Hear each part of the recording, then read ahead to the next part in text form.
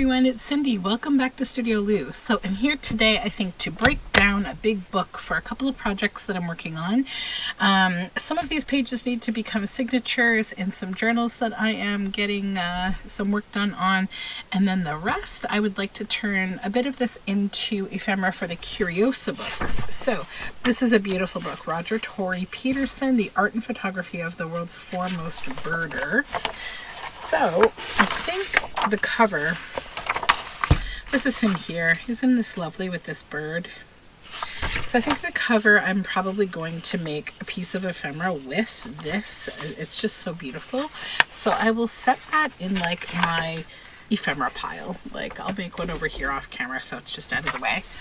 So I'm just going to start by like tearing this out of the book itself, if I can. Sometimes this requires a little muscle, and that's all I have is just a little muscle. I'm not going to keep this cover. I don't need it.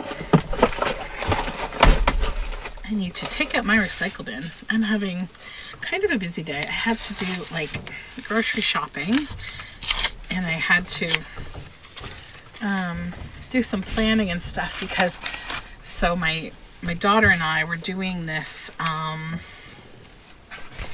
I guess like a Santa kind of thing, like so my daughter is part of Scouts Canada. She is a beaver, and so one of the kind of cool things about beavers is that beavers, the program, like they serve the community in different ways as part of different like challenges that they do.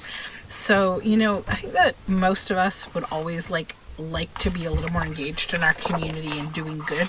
And what the beavers kind of does is it sort of serves up those opportunities for me, so I don't have to constantly be out like looking for ways to do that. So in this case, we are participating as elves in the delivery of Santa boxes to houses with children who could use a little extra, you know, pick me up around Christmas time. So the Toronto Star organizes this Santa's Christmas box program, and the kids get like a box of goodies. And so we have about 33, I think, of those boxes. Well, we delivered 2 last night, so we've got 31 in our house that we need to deliver. So we're going to be going from to all these houses and wearing our little elf hats and dropping them off. Okay, so now I'm just kind of going through and I'm going to tear these signatures apart here. So I'm sort of going to be doing like 3 things. One is for anything I want to add as a journal signature, that's going to go in one pile, and then the other things will go in a separate pile to be sorted again into 2 different things. 1, something I can make ephemera out of, and 2, word snippet type pages. So I don't think I want those to go in. That is perfect as a journal signature, but we have to do this in a certain way here.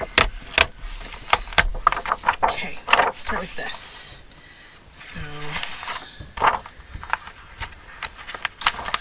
I mostly want like good large pages for journal signatures because these are slightly bigger books. I can't show them to you. They're a secret, but this is the back, and this is the size, and these are made from my boiled wool. These are so cozy. Oh my gosh. But I can't show them. I can't show you what they're about. It's a secret. Okay, so this is one page here that I do want to use as part of a signature. So I'm going to tear it separately because I actually need to trim it down to the right size, and then I will reattach it and pair it, you know, using a good tape down the side to make it a nice page. So that'll be 1. Then these, that's perfect. That'll be 2.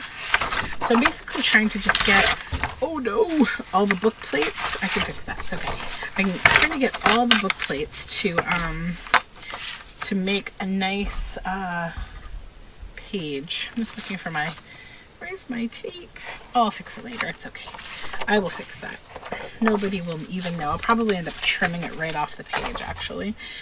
So just don't get like hyper like me, and then you'll be fine when you're breaking down a big book was chatting with my friend Shell today at Shell's Creative Chaos, talking about this thing that I want to do, a collaboration with our friend Mary Ellen of Red Parrot, who is like the most lovely, well, they're both the most lovely people.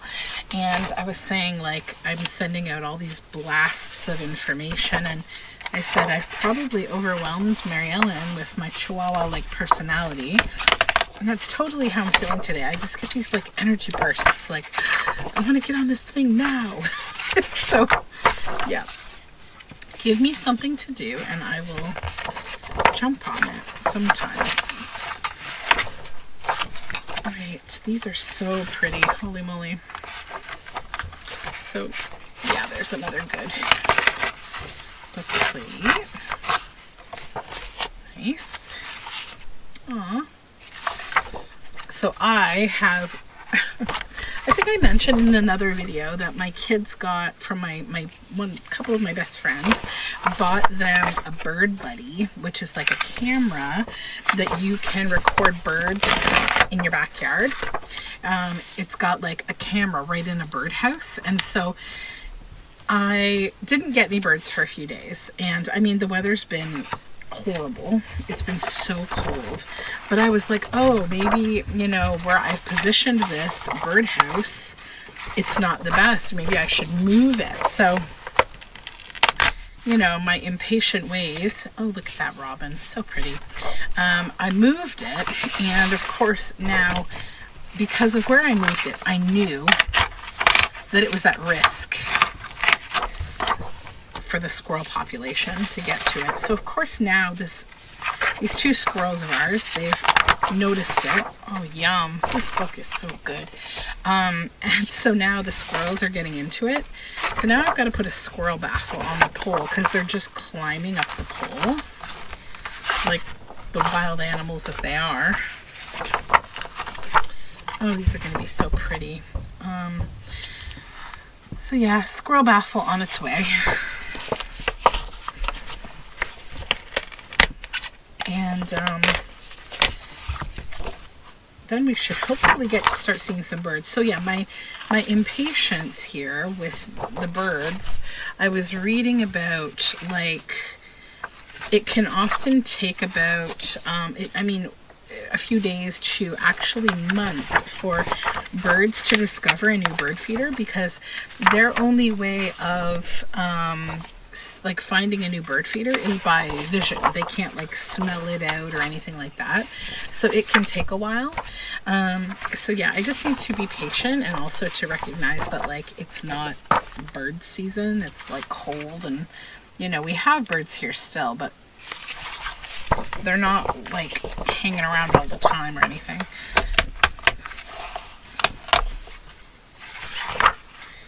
Oh, this book is just so nice. I love it. Beautiful. It's like hard to use. It's so pretty, but I want to use it. And the project I'm using it for, one of the projects is sort of a special project that I do.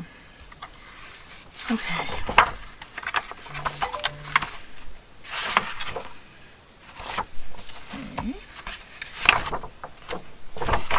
Also pretty good.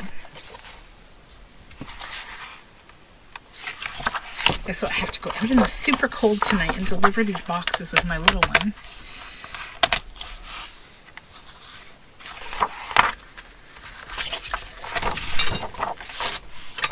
Hopefully most of the people will be home, because that was my challenge last year, is like you're trying to track down all these like families to get them things, and yeah.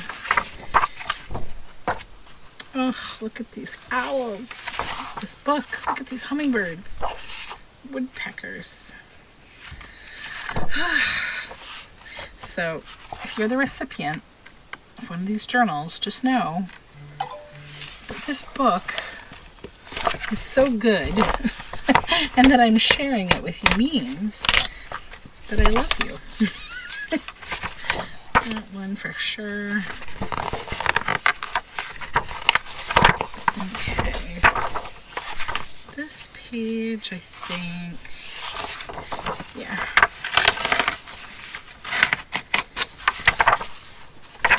Cormorant. I still remember the first time that I ever saw a cormorant here where I live. It was in Mississauga, so not too far from me. I saw it and I was like, what is that diving bird? Like, what is going on? Because we didn't have cormorants here. They're like introduced, or not introduced, but I think probably like migrated is the better term for it. Like, I don't think they were brought here. I don't know though.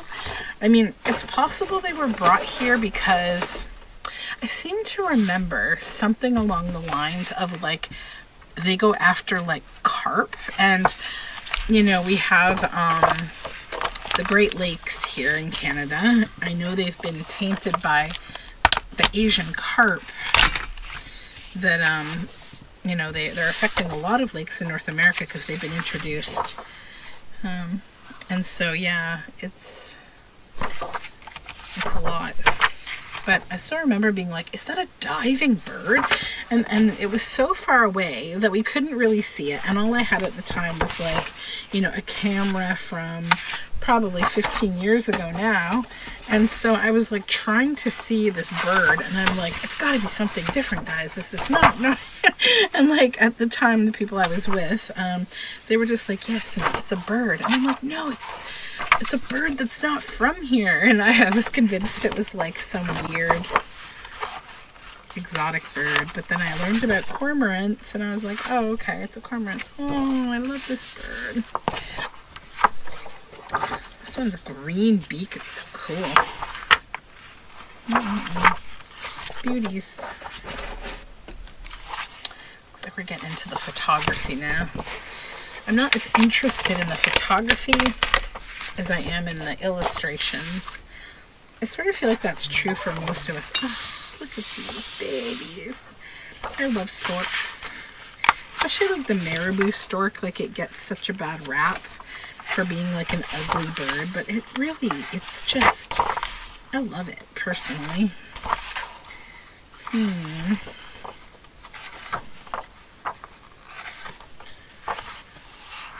not sure what, I'll use some of these, this page, I think. Put that in my ephemera pile.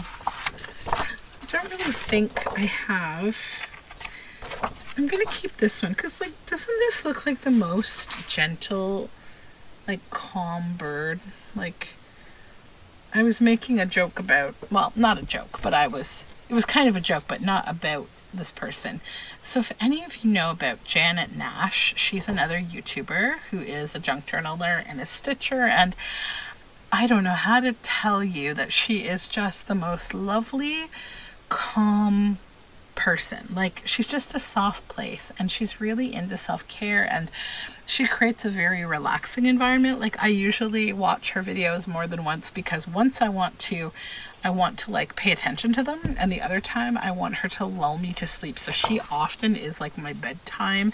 There's a few of you out there, my junk journal friends, who you probably don't know this about me, but I listen to you as I fall asleep at night, because there's just, I don't know, some part of me feels like I need something to think about as I'm going to sleep, so that I stop thinking about other things that are more taxing on my brain. So like, if I can listen to somebody I'm familiar with, it feels kind of like I'm curling up in a little ball in their craft room while they're working. And this bird has such a calm demeanor to me. It's like it's a little Janet Nash stork, and I love storks so much. So I mean that in the kindest way possible, because I think they are just so beautiful. I'm just going to do one more once over here. I don't think there's much else in this signature that I plan to use. No. Okay.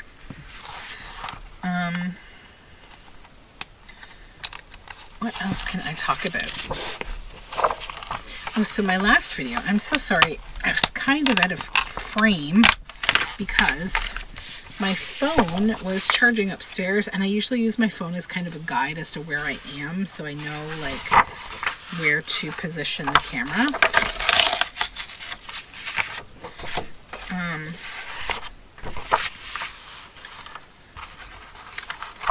So I'm back in frame today.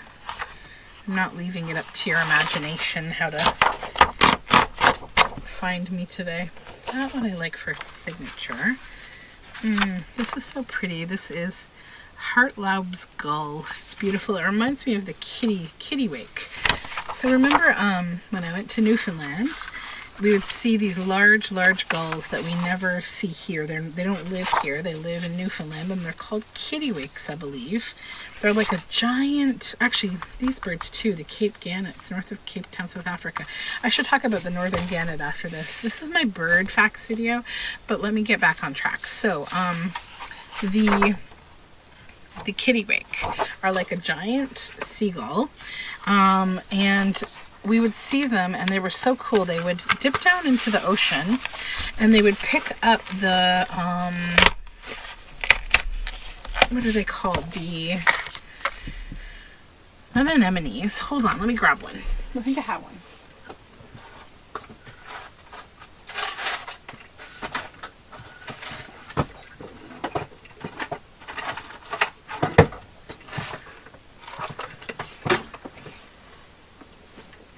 I'm coming. These guys. Are they anemones? I think they're anemones. So this is actually from my trip to Newfoundland. You find these all over the place, like on the beaches and stuff. And what happens is you'll see these guys, like they're like kittiwakes. They look like a giant seagull or an albatross. And they go down and they go under the water and they snatch them up. And they eat all the bits that come off of the anemone. Like they're these, they almost look like a coral, like kind of. They're really beautiful. And then what's left is this shell, just this shell. And these are all over the beaches. And I mean, you see these in like stores, right? People like sell them and stuff. So yeah, I have tons of these because I picked them up on the beach in Newfoundland, along with all sorts of other goodies. It's like my favorite thing. I can't wait to go back. I'm really, really anticipating going back when my son is a little bit older. I'm hoping that we're getting close to that time because I really want to go back. So yeah, that is my kittiwake story. And where we stayed, we had a lovely little patio that was right across this little quiet street in a port town, and it overlooked the ocean. So we'd see the kittiwakes come down. I mean, like it literally looked like this, and they'd come down and they'd go in the ocean, and they would like grab these and eat them, and it was so nice like to watch. They're beautiful birds. And the locals called them ticklebums because they will go up to each other, or no, tickle arses, not bums, arse. So that's another word that you hear a lot in Newfoundland is arse. So it's kind of a funny eclectic thing when you go there. So yeah, tickle arses, because I guess they come up behind each other and will poke each other in the butt, because they're kind of like a bit of a feisty bird. So yeah, the tickle arse. And then I went to this place called Cape St. Mary's, which has these gannets. These are, I don't know if these are northern gannets, but they look exactly like these ones. I'm pretty sure they're quite similar. And these guys are so cute. So there's this one rock, I think they actually just call it Bird Rock at Cape St. Mary's, and it's this, I think it's Cape St. Mary's, I might be wrong, but anyways, it's got this great big like bird rock, and it's just covered in these birds. So when we went, it was in mid to late May, and this is right after tourist season is done. So the tourist center there was wrapping up for the season. There was no one there. We had gone on several random drives, which now terrifies me because I now know how desolate and quiet several places in Newfoundland, including where we went, are. So like you could break down and be stuck where you are for days. And this was in the day when we had like flip phones, not like reliable internet on your smartphone service. So yeah, it ended up we went out toward this place. We looked it up, but like we couldn't find it, and this was before you had a smartphone with directions. So I had like paper directions that I'd printed it from MapQuest, and we were going out to this place, and we stopped. We found a general store, thankfully, because we've been driving, and we're like, wait a minute, it should have been here. It's not here. So then we went back to this general store, where I also randomly found this nostalgia from my childhood. It's like a fudgesicle, but it's orange ice cream inside on a stick with chocolate on it, and they're called Jet. If you're a Canadian and you grew up and you like had those, I haven't had one since I was a kid, and I don't think they've been made for a long time. I don't think they make them anymore, but like they had them there, so I bought like 2 of them because I wanted to have this like ultimate experience with my husband. We were like pretty much newlyweds when this whole thing happened. It was like a year or something after we got married. And so I don't know that he appreciated the Jet as much as me, but we did find out that the sign for this bird rock had been pushed down the winter before by the snowplow. So this is why we couldn't find like a road that was supposed to be there. So thankfully the guy at the store was really great, and he helped us find this place. And then when we got there, there was like nobody around, so we were like, are we in the right place? But all of a sudden, you know, we're like, if the building, let's say that this is the building, okay, that they're at, or like this is the building, okay, so this is the building, this is Bird Rock, it's way over here. And then the building is here, and then the road would come like up here, and it would go for quite a while, probably like a good 2-minute drive. So you get, you know, up on this road and you get to the building. And so we were walking around the building. There was a side door and a front door, and there was no one there. And we're like, oh, it's closed. So we probably can't get in. So then, you know, imagine that like this is me, and I'm like here. So then I kind of like wander back, and I start to smell something, and I start to hear what is just like a cacophony, but quiet, of these birds. And I'm like, they're back there, let's go. So we ended up going back, and we found the rock, you know, the rock. And so we're at the rock, and so over in this area, so it's all like, so there's like a giant cliff, okay, like if the rock is here, it's a giant cliff like right here, and you're looking down at this very blue ocean. Bird Rock is here. It's completely covered in these gannets, and so it looks like this whole gigantic rock. And so these birds are so cute because they sit in nesting pairs, and they do these little sword fights with their beak, like this little sweet, you know, playful thing. And they've got their babies out there, and their babies are all fluffy with their down feathers, and it's really awesome. So we spent some time there, and all over here it's like woodsy, kind of, not woodsy, but like you know, like scrub ground, kind of like short plants, dirt. And then there were goats randomly, these huge, like 5 or 6 random, gigantic, big white goats, like rams, and they had their big horns, and I have no idea, like they were just there. It was one of many bizarre nature situations that I got into when I was in Newfoundland. I could probably sit and tell you Newfoundland stories for a long time. It's one of the best vacations, the best trips I've ever taken, and I can't wait to go back. But anyways, let's finish this last signature, and look at this. Oh, this makes me so happy. Look at this yummy book spine. We're going to use that in some collage. You can definitely count on that. Just picture Peterson on a boat trip in Maine in the early 1930s, and he's just like yawning. So yeah, there's some more. What is this? They're sitting in a whale skeleton. So you know what? This takes me to like another story with Newfoundland. It's funny, like, you know, I guess all these oceanside like places, right, you have the same kind of things going on. So when I was in Newfoundland, another day that we took a wrong turn, we ended up in this tiny little port town, and like nobody was outside. It was only a few houses, and it had such a weird, ominous feeling to it.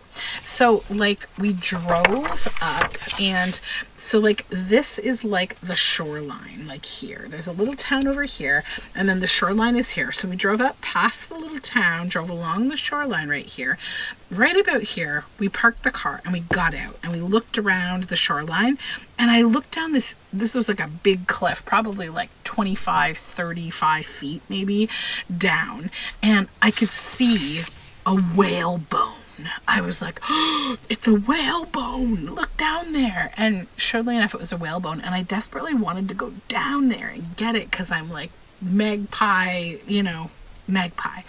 And so my husband's like, well, you can go down there, but I don't think you'll ever come back. So it's up to you if you want to live on the shoreline as, a cave gnome or something, by all means, but I'm pretty sure we won't be able to get you back up. So then I was like, well, the bone's pretty long. Like, what if I got down there? I think I could scale the wall down, and then like I could hold the bone, and maybe you could try to pull the bone and I can climb up. He's like, you're asking me to grip a whalebone that we don't even know how strong it is, and you're going to hold on to it and climb up basically a mountain cliff.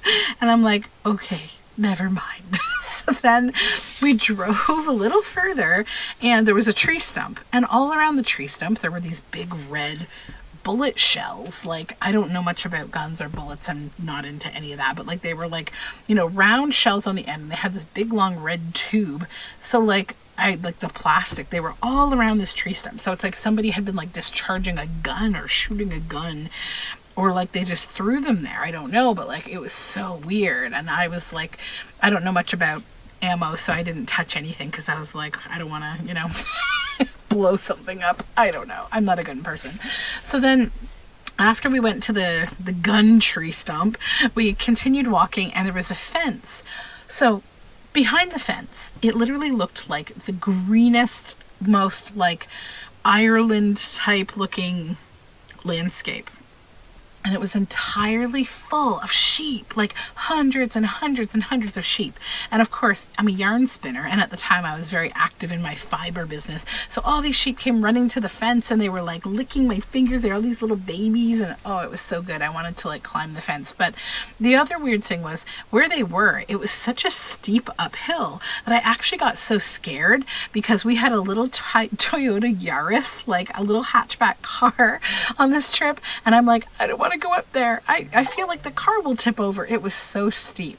So I ended up getting out of the car while my husband sat in the car, and I'm like climbing up this weird steep hill, and that's where I saw these sheep. And so then I come back, because there's kind of like a corner. So I come back around the corner, and I'm like, come here, you gotta see this. And so he comes with me, and he's like, sheep, great. So like we hung out with the sheep, and then I ended up going back. When we got back to our house, I got on the internet eventually, and I looked it up, and apparently those sheep belong to some family that's been there for like hundreds of years or something, and they have free reign. They actually keep all of the the grass trimmed. They're like that's what they're there for. So yeah, it was really cool. So today's just giving me lots of Newfoundland memory type vibes. But yeah, we broke this book down, and that's good. I'm trying to decide if there's anything. I'm going to use that. I just like this little stamp, and and bird lore. I like that. Oh, he's cute too. That's Peterson in the 1960s. Doesn't he just look so cute? Like, he's like the type of guy you'd like to come across bird watching, and you'd be like, he's so cute. Yeah. Also like that, that Christopher something, that lovely man who bird watches in New York, in Central Park. I think he maybe got his own documentary after that wretched woman was so mean to him and like being an awful person to him, and it was caught on camera. And then he ended up, I think, getting his own like show on some network, like a bird watching show. And he's like the most wholesome, wonderful person. I keep hoping I will run into more people just like that. So we have quite a few nice pages that I can turn into signatures for these books. So I think that's what I want to do today. I just wanted to hang out with you guys as I broke this book down. And then I'm going to have all this stuff to go through to make ephemera and word snippets, because I really want to like repopulate my word snippet box, because it's getting a little bit you know, low. It's sort of got weird stuff in there too. So that is it for me for now. But I will talk to you very soon, and I hope you're having a really good day. And hopefully you learned something new and weird about some kind of bird. I have a lot of bird stories because I'm a bird nerd. But that being said, we will talk very soon. Bye for now.